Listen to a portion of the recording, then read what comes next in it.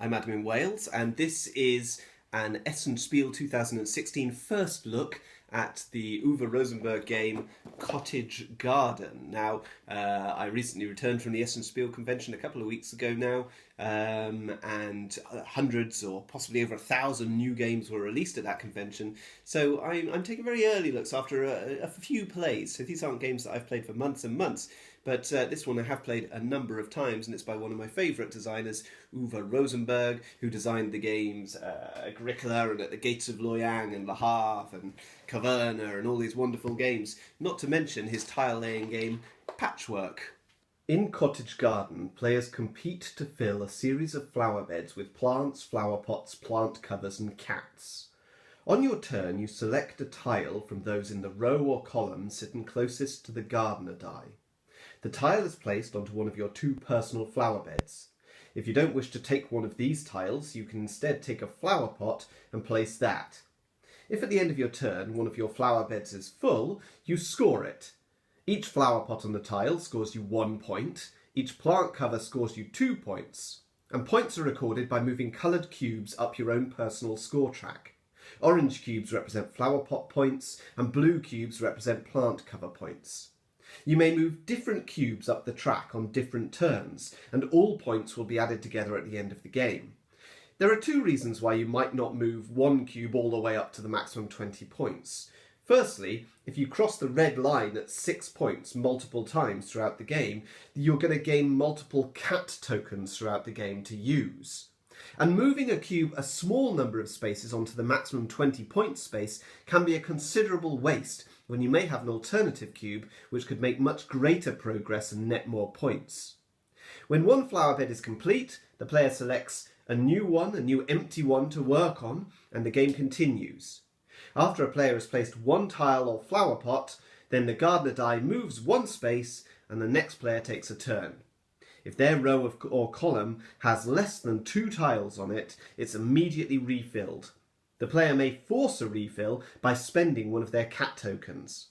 After 6 laps of the board, indicated by turning the die to a new facing after each lap, then the game ends and the highest score wins. Cottage Garden is published by a new publisher called Essen Spiel that is based out of a Berlin board game cafe, although the people involved are experienced within the board game industry and working with other publishers.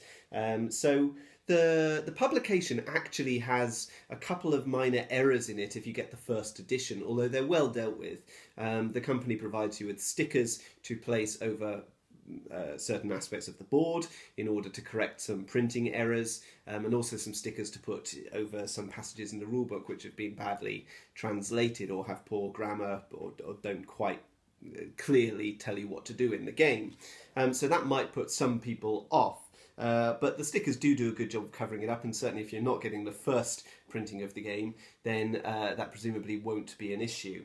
Now, Cottage Garden was one of the big sort of Uwe Rosenberg releases at the Essen convention, the other big one being A Feast for Odin, and I didn't get that one. That's perhaps a little too heavy for the sort of games that I play now. I did get Bonanza Das Duel, another Uwe Rosenberg game, but Cottage Garden was the one that I was most excited about because I love that tessellation tile laying thing of fitting little Tetris style pieces together to form a pattern and complete these boards. You don't see it in enough games. It features as a minor aspect of some old Euro games like Princes of Florence and Die Baumeister von Arcadia from Rüdiger Dorn, and it features in Uwe Rosenberg's Patchwork more recently. Now, Cottage Garden is a game for 1 to 4 players, so it does have a solitaire mode, which I haven't tried, but you can play it with up to 4, and it takes less than an hour. It's not a particularly thinky sort of game. There's not loads and loads of delicious decisions to get stuck into. It's more of an easy-going sort of ride, really. A Sunday afternoon, lazy sort of game to play with very, very pretty components and a lovely atmospheric sort of theme. And if you take it as that, then it's pretty wonderful, actually. It's a lovely production, a lovely game. The cats are cute, the little flower pots are cute and all that sort of thing. But there are decisions to be made here. Largely, the decisions are, well, firstly about which tiles do you take in order to fill up your puzzle. That's a fairly straightforward decision. Some are going to be better than others. And you can look a couple of turns ahead, so the analysis paralysis doesn't set in too much for players, because you can generally see which column or row around that board is going to be your turn. So you can plan a couple of goes ahead. The other key decisions are around, they're sort of mathematical decisions, really. If I push a cube up from the sort of 15 points, it jumps immediately to 20 points, where all the other cubes only move up 1 point at a time. But there'll be times in the game where you'll have a cube that is approaching the maximum 20 points. And to jump up there, say I've got 8 points to spend, well, moving one cube one space would get me 5 points, but moving a different cube would get me the full 8 points. But there's also a bonus for being the first person to get to 20 points. So there's some sort of calculations to make about when you move these cubes in order to claim those maximum sort of bonuses. And there's some efficiency here. If you efficiently time it and make sure you're using the flower beds correctly to ensure that you're moving the right number of blue points and the right number of orange points, then you get the maximum number of points. Those are largely mathematical sort of decisions that you're going to be made. It's not complicated maths, but it is it's that sort of processing that goes on. Other players won't worry too much about that and will just try and fill up board after board after board. And that's a very simple little puzzle. It's quite pretty. Also knowing when to use those cats, because the cats can be used in two different ways. They can either be spent in order to refill the column, so you've got more to choose from. And that's, you can also see what's going to be placed to refill the column, because the little path of tiles is marked by the wheelbarrow, and so you're going to get the ones directly in front of the wheelbarrow to choose from. Or the other way you can use the cats is to fill up a space on your board, and they won't score you any points, but they will fill up one of those empty spaces. So it's not that complicated to fill up your board, but it can take a bit of time if it's badly planned, and other players who are working more efficiently will complete theirs more quickly. Those are the main decisions to be made in the game, and what the game doesn't have is huge amounts of player interaction. Now, inevitably, the game is compared to Uwe Rosenberg's previous game, which is a two-player only game, Patchwork. Now, I'm very hesitant to compare it to Patchwork, but I'm going to do so because I know that it was the main reason people were clamouring to get Cottage Garden at Essen, and it's the main thing that I see people talking about Cottage Garden on the Board Game Geek website, and the reviews and things, comments so far, all compare it to Patchwork. I mean, practically all of the comments mention Patchwork, whether people like it more or like it less. Now, it shares very little in common with Patchwork, actually. It shares the tile laying, yes, and the tessellation, which is unusual, and so obviously the two games seem very, very similar. But in terms of the actual decisions that you make, they're very, very different. Patchwork is a much nastier game. There's far more opportunities to steal a piece that the other player is going to want. It's much more aggressive head-to-head sort of stuff.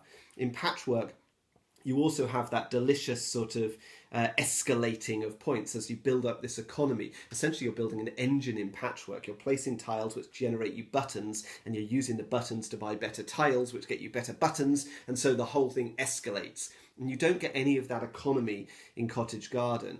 So, and the score track in Patchwork is very, very different to the score track in Cottage Garden.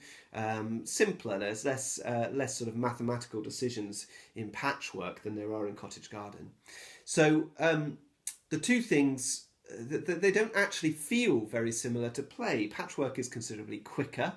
Patchwork is perhaps involves a little bit more thought in terms of the sort of strategic decisions that you can make. Cottage Garden is a longer, more relaxed sort of affair, and you can play it with more players. Both of them have charming sort of themes.